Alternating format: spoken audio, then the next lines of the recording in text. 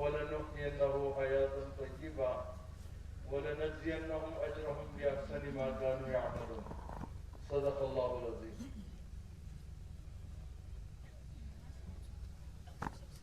میرے عزیزوں، دوستوں، بزرگوں، اللہ سبحانہ و تعالیٰ کا ہم سب پر احسان اور فضل ہوا کہ اس نے ہم کو اس دینی اجتماع میں پہلے آنے کی توفیق عطا فرمائی. ہم کو پہلے بلایا. جی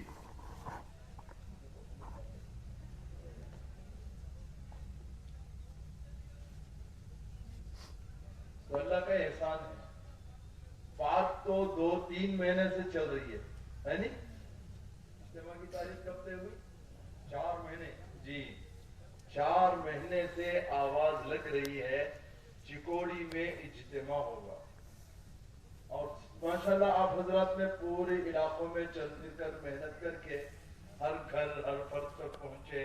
ایک بنیاد ہے، ایک ترتیب پر کام شروع کیا کہ کوئی گھر نہ چھوٹے، گھر کا کوئی فرد نہ چھوٹے، کوئی بستی نہ چھوٹے، بستی کا کوئی مسلمان نہ چھوٹے. سب کو چل پھر کر دعوت دے کر وقت لگوا کر آپ حضرات اجتماع میں آ گئے. ہم آئے نہیں ہیں، اللہ نے ہمیں بھیج دیا. تو پہلے بھیج دیا، یہ اللہ کا ہم پر بہت بڑا احسان ہے. تو ہمارے ہاں یہ ترتیب ہے کہ ہر پہلے آنے والا بعد میں آنے والے کا میزبان ہوتا ہے. حدیث پاک میں آتا ہے، اللہ کے نبی صلی اللہ علیہ وسلم نے فرمایا، جو شخص اللہ پر اور آخرت پر ایمان رکھتا ہو اس کو چاہیے کہ مہمان کا اکرام کرے. مہمان کے اکرام سے مطلب یہ ہے کہ آنے والا جن کو ہم نے دعوت دی ہے وہ آنے والے ہمارے عمل سے خوش ہو کر جائیں، ہمارے رویے سے، ہمارے استقبال سے وہ خوش ہو کر جائیں. ہم نے چل پھر کر دعوت دی اجتماع کے نام پر، چل پھر کر دعوت دی اجتماع کے نام پر. تو ایک ہوتا ہے مجمع اور ایک ہوتا ہے اجتماع. اس میں فرق ہے. ایک ہوتا ہے مجمع اور ایک ہوتا ہے اجتماع. مجمع ریلوے اسٹیشن میں، بس اسٹینڈ میں، بازار میں ہوتا ہے. مجمع اس کو کہتے ہیں جس کی منزل الگ، جس کی فکر الگ، اس کو مجمع کہتے ہیں. بس میں 70 پیسنجر بیٹھے ہیں تو 70 کی فکر الگ ہے، 70 کی منزل الگ ہے، یعنی اس کو مجمع کہتے ہیں. اب الحمدللہ 4 مہینوں سے ایسے مجمع پر محنت کر کے ہم نے اس کو اجتماع میں لانے کی کوشش کی. یہاں جو مجمع جمع ہوتا ہے اس کی فکر ایک ہوتی ہے، اس کی منزل ایک ہوتی ہے. جس مجمع کی فکر ایک ہو جائے اور اس کی منزل ایک ہو جائے اس کو اجتماع کہتے ہیں. تو ہماری فکر کیا ہونی چاہیے کہ اللہ سبحانہ وتعالیٰ نے جیسے ہمیں دنیا میں بھیجا ہے یہ ہماری امتحان گاہ ہے. دنیا میں مختصر سی زندگی دے کر بھیجا ہے اور اللہ خود فرماتے ہیں افحسبتم انما خلقناکم عبثا وانکم الینا لا ترجعون. کیا تمہارا یہ گمان ہے کہ ہم نے تم کو بیکار پیدا کیا اور کیا تم ہمارے پاس لوٹ کر نہیں آؤ گے؟ دنیا کی یہ ترتیب ہے. ہم نے دنیا میں دیکھا ہے جو دنیا میں آتا ہے وہ رہتا نہیں ہے اور جو دنیا سے ایک بار چلا جاتا ہے وہ لوٹ کر نہیں آتا. کبھی کوئی آیا؟ ہمارے چچا باپو لے کر گئے، انتقال ہو گیا، غسل دیے، جنازے کی نماز پڑھائے، قبر میں دفن کر کے واپس گھر کو آئے تو چیر کو بیٹھے ہیں کر کو دکھا اور سلائے تو انہوں یہاں کو بیٹھی. کون تو بھی گھر میں رہتا ہے؟ نہیں رہتا. ایسا ہو سکتا ہے؟ نہیں ہو سکتا. تو یہ ایک مرتبہ جو جاتا ہے وہ لوٹ کر نہیں آتا. دنیا کا اللہ نے نظام رکھا ہے، اسی لیے اللہ فرماتے ہیں لِيَبْلُوَكُمْ أَيُّكُمْ أَحْسَنُ عَمَلًا کہ ہم نے دنیا اور آخرت، یہ دنیا کی جو زندگی دے رکھی ہے اللہ اس میں سے ہمیں یہ دیکھنا چاہتے ہیں کہ کون کتنے اچھے اعمال کر کے آئے.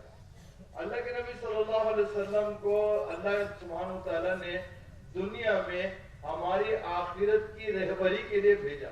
ہر نبی ان کی قوم کی رہبری کے لیے آتے تھے. اللہ کے نبی محمد رسول اللہ صلی اللہ علیہ وسلم کو اللہ نے آخری نبی بنایا اور ہم کو آخری امت بنایا اور اللہ کے نبی صلی اللہ علیہ وسلم کے ختم نبوت کے صدقے میں اللہ نے ہمیں ایک ذمہ داری دی، ہمیں ایک ذمہ داری دی۔ وہ بنیادی ذمہ داری یہ ہے کہ دیندار بننا، دیندار بنانا، دیندار بننا، دیندار بنانا۔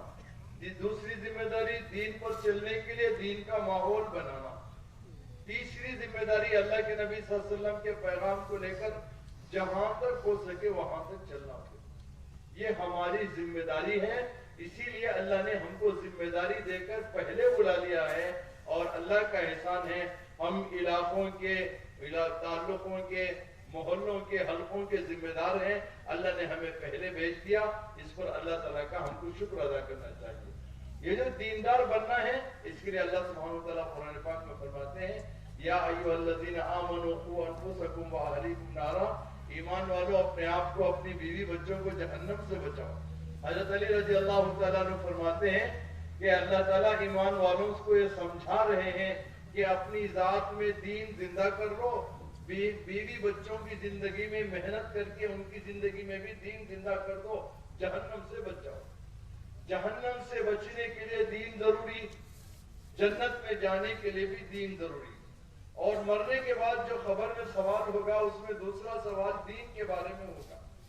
ہماری اس دعوت و تبلیغ کی محنت سے، اجتماعات کے ذریعے سے یہ چاہا جا رہا ہے کہ ایمان والے کا تعلق اللہ سے جڑ جائے، ایمان والے کا تعلق اللہ سے جڑ جائے، اللہ کو پہچاننے والا بن جائے۔ آج ہم سب چیز کو پہچانتے ہیں، ایک ایپل کو پہچان، سیب کو پہچانتے ہیں۔ 1 کلو سیب میں 10 سیب تلے تو اس میں سے ایک کو بھی ضائع ہونے نہیں دیتے، کیوں؟ 100 روپے اگر اس کی قیمت ہے تو ہر ایک سیب کی 10 روپے قیمت لگ گئی، تو اس حساب سے اس کی ویلیو سمجھ میں آئی، ہر چیز کی ویلیو سمجھ میں آئی۔ اگر نہیں سمجھ میں آئی تو اللہ سمجھ میں نہیں آیا۔ تو اس کے لیے اللہ سبحانہ وتعالیٰ کا تعلق ایمان والے سے ہو جاتا ہے تو پھر اللہ کی پہچان ہو جاتی ہے، اللہ کی طاقت اور قدرت کو دیکھنا۔ میرا اللہ جسے میں اللہ کہہ کے پکارتا ہوں، اور میرا اللہ کتنی بڑی طاقت اور قدرت کا مالک ہے، اس کے پاس کیسے کیسے طاقتیں، حکمتیں ہیں۔ کالی رات میں کالے پہاڑ پر کالی چونٹی کو دیکھنے کی طاقت رکھنے والا وہ میرا اللہ۔ ایسا ایک کانفیڈنس پیدا کرنا، اس سے امید پیدا کرنا اللہ سے کہ میں جسے اللہ کہتا ہوں وہ پورے تمام خزانوں کا مالک ہے، ہر چیز اس کے قبضے قدرت میں ہے، سب چیز کو دیکھ سکتا ہے، سب چیز کو جان سکتا ہے۔ ایسی کوئی طاقت کسی اور کے پاس نہیں ہے، اللہ ہی میرا اتنا طاقتور ہے۔ کالی رات میں کالے پہاڑ پر کالی چونٹی، اس کو اللہ دیکھ سکتا ہے۔ اتنا ہی نہیں بلکہ اس حقیر مخلوق کے ٹانگوں سے چلنے سے جو کھسک ہوتی ہے اس کو سنتا ہے، اور اس کے ذریعے سے جو پہاڑ پر مار پڑتا ہے اس کو دیکھ سکتا ہے، اور اس ننھی سی مخلوق کے اندر ایک دل ہے جو دھڑکتا ہے، اس کی دھڑکن کو بھی میرا اللہ سنتا ہے، اور اس کے دل میں کیا جذبہ ہے، کیا ضرورت کے ساتھ وہ آگے بڑھ رہی ہے اس کو جانتا بھی ہے، اس کو کھلاتا بھی ہے، اس کو پلاتا بھی ہے۔ وَمَا مِن دَابَّةٍ فِي الْأَرْضِ إِلَّا عَلَى اللَّهِ رِزْقُهَا وَيَعْلَمُ مُسْتَقَرَّهَا وَمُسْتَوْدَعَهَا۔ اللہ تعالیٰ فرماتے ہیں زمین پر کوئی جاندار ایسی نہیں جس کی روزی اللہ کے ذمہ نہ ہو، اور عارضی ٹھکانہ، پرماننٹ ٹھکانہ، دونوں کو اللہ جانتا ہے، اور دونوں جگہ ہماری روزی پہنچاتا ہے۔ ہمارے پہنچنے سے پہلے ہماری روزی پہنچ جاتی ہے۔ عارضی ٹھکانہ ہے۔ آپ حضرات نے ٹول گیٹ میں دیکھا ہوگا، سفر میں جاتے ہیں، ٹول گیٹ آتا ہے تو ٹول گیٹ میں کچھ نوجوان اپنے ہاتھ میں تٹے رکھ کے کچھ فروٹس پھل لے کر پھرتے ہیں، اور جیسے ہی ہماری گاڑی کھڑی تو وہ آ جاتے ہیں کچھ نہ کچھ لینے کے لیے، کچھ نہ کچھ بیچنے کے لیے آتے ہیں۔ اب میرے دل میں اللہ بات ڈالا کہ میں اب پپایا لے لوں، ایک اور میرے ساتھی نے انانس لے لیا، جو کچھ تھا وہ لے لیا، پھر ٹول گیٹ کھل گیا، گاڑی آگے بڑھ گئی، وہ بعد میں آ کر پیسے لیتا ہے۔ رزق پہلے پہنچتا ہے، پیسے بعد میں دیا جاتا ہے۔ دانے دانے پہ لکھا ہے، ذرا بولو، ہاں یہ اللہ کا نظام